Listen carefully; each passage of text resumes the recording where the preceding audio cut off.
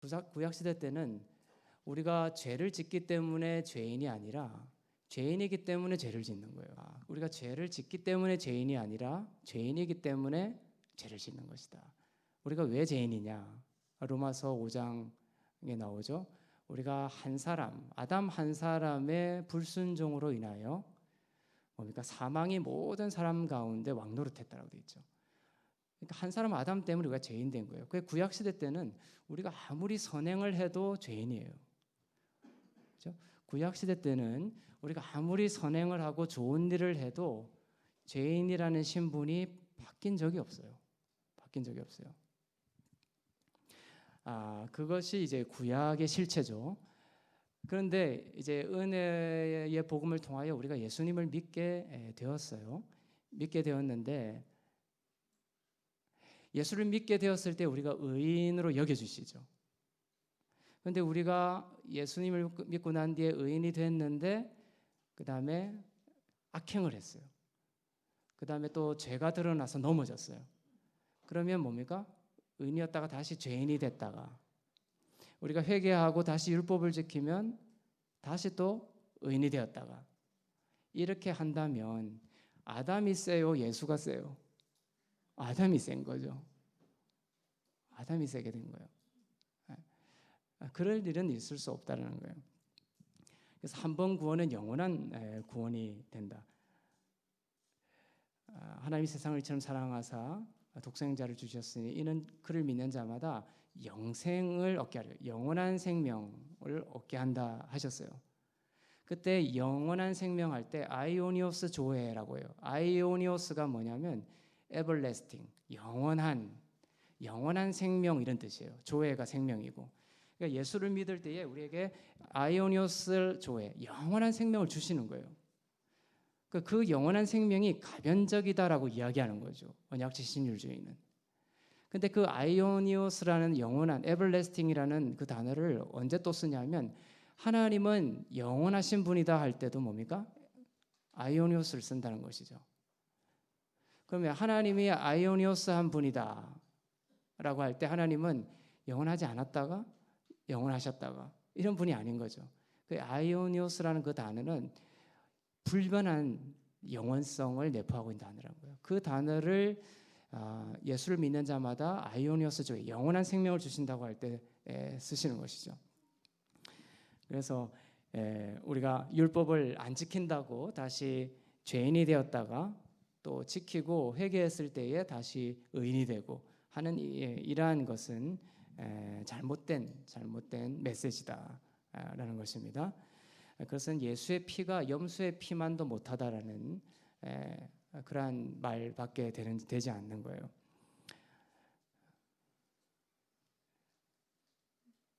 그래서 이 언약적 율법주의를 요약을 하면은 하나님이 이스라엘을 선택하셔서 율법을 주셨는데 이 율법은 다음에 두 가지를 의미한다.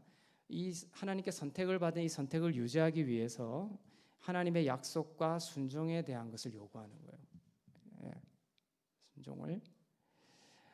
그래서 순종하는 자에게는 상을 주시며 불순종하는 자에게는 벌을 내리시는 이것이 이제 이 언약적 신율주의, 율법주의의 내용입니다. 그래서 이 율법은 속죄의 수단이 되며 속죄의 결과는 이 율법을 지킴으로 인하여 우리가 속죄를 다시 하게 되는 것이고 이 속죄의 결과가 다시 언약 관계를 유지하고 그 다음에 다시 새롭게 하는 것이다 이렇게 주장하는 것이죠. 그렇지만 은혜의 복음에서는 이 순종이 열매예요. 열매. 순종을 통하여 하나님이 우리를 축복해 주는 것이 아니라는 거예요.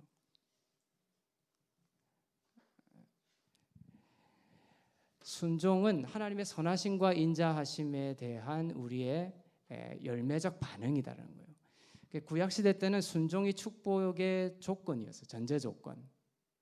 신명기 27장, 28장에 계속 나오죠. 이 계명을 지키고 또 너희가 온전히 순종하면 축복을 주고 그렇지 아니하면 저주를 준다. 이것이 구약적인 패러다임입니다.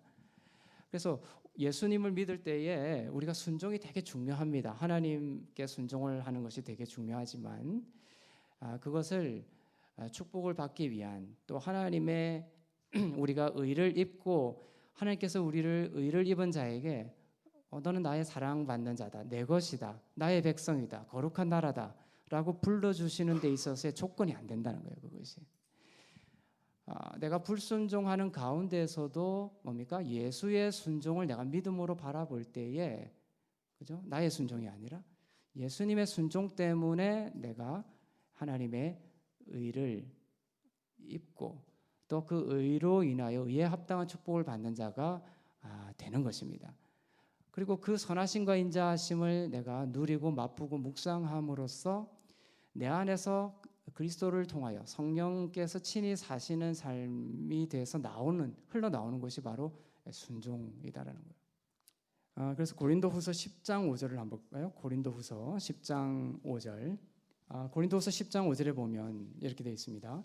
하나님을 아는 것을 대적하여 높아진 것을 다 무너뜨리고 모든 생각을 사로잡아 그리스도에게 복종하게 하니, 이렇게 되어 있죠.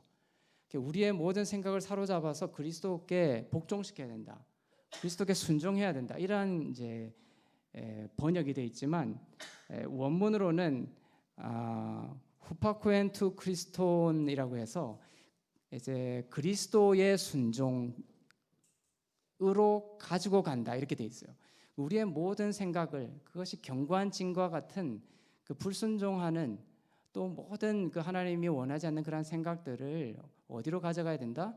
그리스도의 순종 앞으로 가져갈 때 뭡니까? 그 앞절에 우리의 견고한 진이 무너진다라는 거예요. 이것이 원문적인 해석이라는 거예요. 그러니까 이것이 해석에 따라서 정반대의 해석을 나올 수가 있는 것이죠. 기존에 있는 해석은 뭡니까? 우리가 복종시켜서 순종시켜서 그리스도께로 가져가야 돼, 그것을. 그래야 견고한 진이 무너지는 거예요. 근데 그거 가능합니까?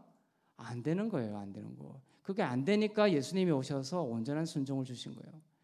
그래서 원문대로 하면 그리스도의 순종 앞으로 그것을 가져가는 거예요. 그럼 그 모든 어지럽고 그다음에 하나님의 형상에서 벗어난 그 모든 견고한 진과 같은 생각들이 뭡니까? 그리스도의 순종 앞으로 가져갔을 때 다 무너진다는 거예요. 로마서 5장 19절을 보겠습니다. 로마서 5장 19절. 그래서 우리의 순종이 중요하냐, 아니면 그리스도의 순종이 중요하냐? 고린도후서 5장 19절을 보겠습니다. 한 사람이 순종하지 아니함으로 많은 사람이 죄인 된 것 같이, 그렇죠? 한 사람이 순종하심으로 많은 사람이 의인이 되리라. 우리가 의인된 것이 누구 때문인 거예요? 누구의 순종 때문에? 예수님의 순종 때문에. 그러니까 우리가 의인됐다는 것, 하나님이 우리를 의롭게 봐주신다는 것에 근거로 사단의 전략은 뭐예요? 너가 잘 순종하고 있냐? 이렇게 이제 잠수해 들어오는 거예요. 하지만 성경은 분명하게 얘기하고 있는 거예요. 아담 한 사람이 순종하지 아니함으로써 많은 사람이 죄인 된 거예요. 그러니까 우리가 아무리 순종하는 듯한 열매를 내더라도, 하나님께 잘 순종하는 것과 같은 외형적인 것을 내더라도 우리는 항상 죄인이었던 거예요. 아무리 선행을 하고 빛의 아들처럼 살아갔더라도 우리는 죄인이었던 거예요. 왜냐하면 한 사람이 순종하지 않았기 때문에. 그런데 그것이 역전이 돼가지고 우리가 의인이 돼 버렸는데, 그거는 어떻게 된 거냐면 한 사람이 순종하심으로 많은 사람이 의인이 된 거예요. 그러니까 너희가 잘 순종하면 너희가 의인이 될 것이다. 이것이 구약이라는 거예요. 그런데 그것이 복음적 예수 그리스도가 오시면서 복음은 어떻게 이야기합니까? 한 사람의 순종이 중요하다는 거예요. 그래서 인류의 역사는 이렇게 한 사람의 순종, 한 사람의 불순종과 한 사람의 순종이 우리에게 중요하게 된 것입니다. 그래서 근데 이 언약적 율법주의, 언약적 신율주의는 이러한 모든 복음적인 해석을 배치되는 주장을 하고 있는 것이죠. 순종이 우리의 구원을 최종적으로 머무르게 하는 그러한 수단으로서 여기게 되는 것이죠. 그래서 순종은 중요합니다라는 건 맞는 말이죠, 그죠? 하나님 순종할 수 있도록 도와주시옵소서. 순종하기를 원합니다. 다 맞는 말이죠. 근데 순종하지 아니하면 뭡니까? 내가 축복받지 못합니다. 이런 것들은 오해가 있는 거예요. 왜냐하면 축복이라는 것은 의와 관계되어 있는 거거든요. 의와. 이게 기독교의 가장 큰 주제는 죄와 의예요. 죄와 의. 아담 한 사람이 선악과를 먹으면서 항상 죄에 속하는 자로 폭로된 거예요. 그 예수 그리스도가 그걸 입혀주시면서 속량하시면서 이제 항상 의인으로 여겨지게 된 것이 된 거죠. 그래서 아담의 축복, 아담이 죄인이 되면서 축복에서 멀어진 것이고, 그 다음에 한 사람의 순종으로 인하여 우리가 의를 입으면서 뭡니까? 우리가 그 의에 합당한 축복의 자녀가 된 것이다. 그래서 이 순종을 축복과 의의 전제 조건으로 생각하는 것은 잘못된 것이다. 또 그렇게 설교하는 것은 잘못된 것이다. 순종이 의의 조건이다라고, 축복의 조건이라고 말하는 것이 바로 율법 행위에 속한 자며 갈라디아서 3장 10절의 말씀처럼 저주 아래 있게 되는 그런 모습을 우리에게 가져다 준다는 거예요. 그래서 창세기의 그 의와 믿음의 조상 아브람, 그죠? 아브람이 창세기 15장에서 하늘의 별을 보고 그것을 믿음으로 받았을 때에 그것을 의로 여겼다라고 돼 있죠. 그래서 아브라함이 의로운 행위를 해서 의롭게 된 것이 아닙니다. 이신칭의가 창세기 15장 그 부분에서 나오는 거거든요. 바울이 거기서 또 루터가 거기서부터 이신칭의 개념을 가져왔어요. 근데 아브라함이 창세기 15장에서 그것을 믿었을 때 하나님이 의로 여기셨다라고 할 때 아브라함은 뭡니까? 의로운 행위로는 의를 받을 수 있을 만한 그러한 행위로서는 자격이 없는 자였어요.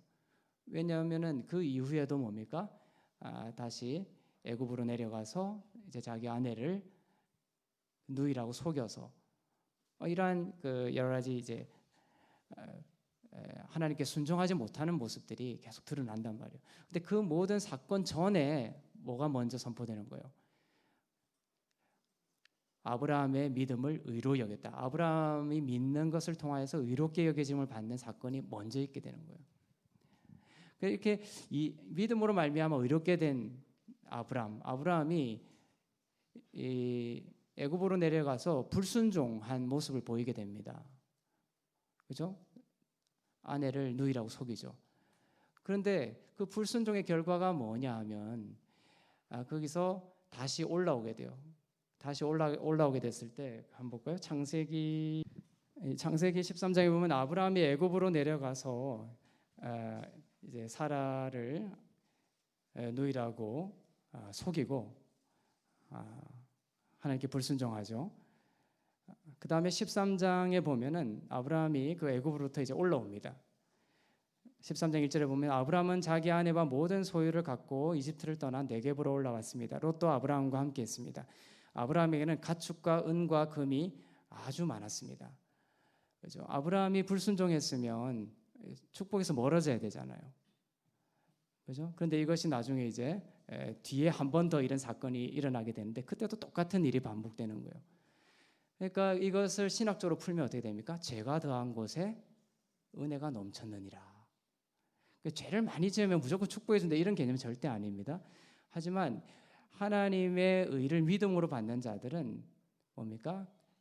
항상 그 죄가 깊은 곳에 뭡니까? 하나님의 의를 믿음으로 받는 믿음의 고백을 할 때에 더 큰, 이전보다 더 큰 놀라운 은혜를 주님께서 주신다라는 거예요.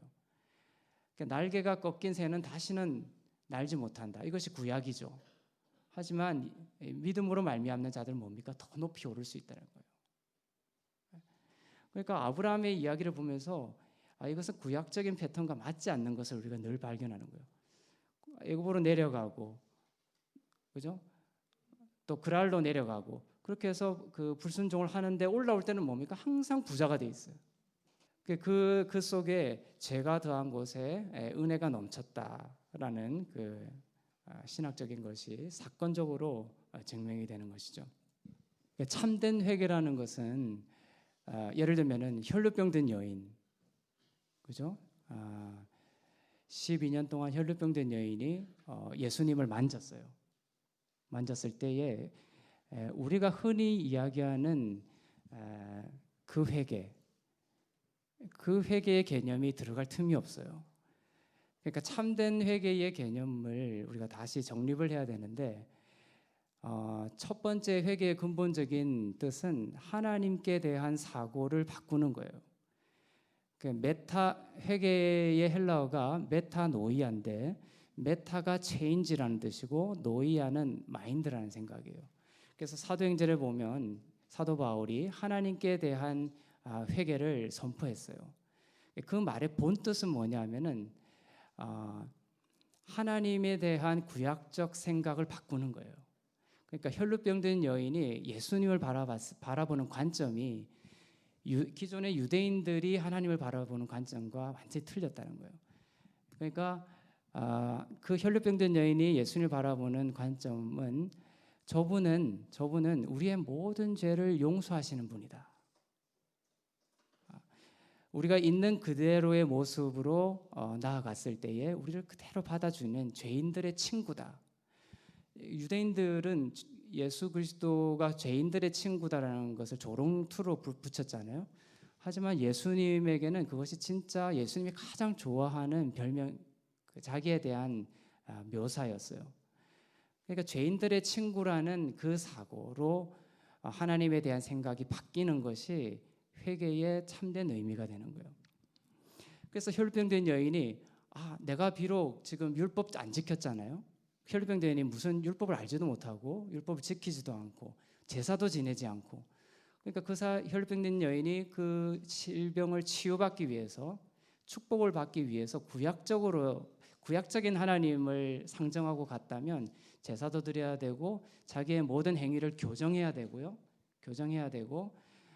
그다음에 그 모든 죄를 다 털어놓고, 우리가 흔히 말하는 그런 일반적인 회개의 방식을 다 취해가지고 제사장 앞에서 그것을 딱 확정을 받았을 때에 치유가 임하는 거거든요. 왜냐하면 하나님은 공의의 하나님이고 심판하시는 하나님이기 때문에. 그래서 이 병든 자들은 공공장소에 절대 나오면 안 되는 거예요. 돌에 맞아 죽어야 되는 거예요. 그 혈루병든 여인이 예수님을 왜 옷자락을 만질 수 있었냐 하면 당시에 소문이 다 돌았었거든요. 어떤 소문이냐면 저 예수는 죄인들의 친구다라는 거예요.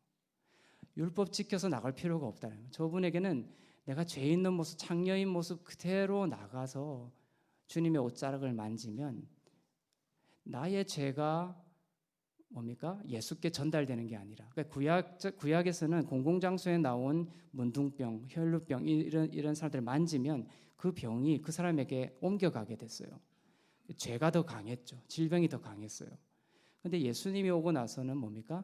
그 죄가 예수님이 만졌을 때에 죄가 예수님께 옮아간 것이 아니라 예수님의 생명과 의가 이 여인을 덮쳐버린 거예요. 하여튼 죄인들의 친구다라는 그런 그 소문이 흘렀기 때문에 이 여인은 죄 있는 모습 그대로 가서 주님을 만진 거예요. 하나님은 선하시고 인자하시다라는 그 관점이 바뀐 거예요. 그런 관점으로. 그렇게 했을 때 축복이 임한 거예요. 그러니까 자격 없는 자에게 이러한 놀라운 축복이 흘러오는 것을 경험하고 이 여인이 어떻게 됩니까? 나의 모든 죄와 나의 모든 허물을 바꾸게 되는 거예요. 이것이 이제 신구약적인 회개의 그 차이점이 되는 거예요. 구약에서는 우리가 죄를 교정하고 또 우리가 이제 바르게 되기 위해서 뭡니까? 그것을 선행적으로 요구하는 거예요. 그걸 교정하고 죄를 다 고치고 하나님께 나와야 뭡니까? 하나님의 의가 떨어지는 것이고 축복이 떨어지는 거예요. 그런데 신약에서는 예수께서 우리의 죄에 대한 모든 형벌을 다 담당하셨기 때문에 있는 모습 그대로 나와서 주님이 나의 의가 됩니다라고 선포하고 믿음으로 받으면 축복이 떨어지는 거예요. 그 축복을 받고 내가 자격 없는 자에게 주시는 의와 흠없음과 거룩함을 내가 눈물로 받는 거죠. 이 자격 없는 자에게 주시는 사랑이 너무나 커서, 그죠? 너무나 커서 나의 잘못된 것들을 뭡니까? 바꾸게 되는 놀라운 힘이 거기서부터 생긴다. 그래서 우리가 우리의 죄를 돌이키게 되고 또 하나님의 형상을 닮은 삶으로 나아가게 되는 근본적인 힘이 신약에서는 생긴 거예요. 무엇을 통하여? 하나님에 대한 생각의 전환을 통하여. 하나님은 율법적이고 그다음에 심판하시고 또 공의로운 하나님이 아니라 뭡니까? 사랑이 가득하시고 우리를 품으시고 있는 모습 그대로 받으시고 우리의 모든 죄를 담당하시고 이러한 하나님에 대한 생각이 바뀌지 않으면 우리의 그 행위적인 것들도 바뀌기가 어려운 거예요. 그래서 요한복음 8장에 보면 간음 현장에 잡혀온 여인과 예수님이 둘만 남게 되죠. 둘만 남게 냈을 때 구약적으로 볼 때는 어떻게 됩니까? 죄를 짓지 마라. 예수님이 그 말을 먼저 해야 되잖아요. 죄를 짓지 마라. 그래야만 내가 너를 정죄하지 않는다. 그런데 요한복음 8장에 보면 예수님의 첫 말씀이 달라요. 이게 변화가 왔다는 것을 여러분들이 기억해야 돼요. 예수님의 첫 말씀은 내가 너를 정죄하지 않는다. 여인이 예수님과 단둘이 남았을 때 주님 제가 모든 죄를 회개합니다. 제가 모든 죄를 돌이킵니다. 죄를 짓지 않겠습니다. 이렇게 하지 않았다라는 거예요.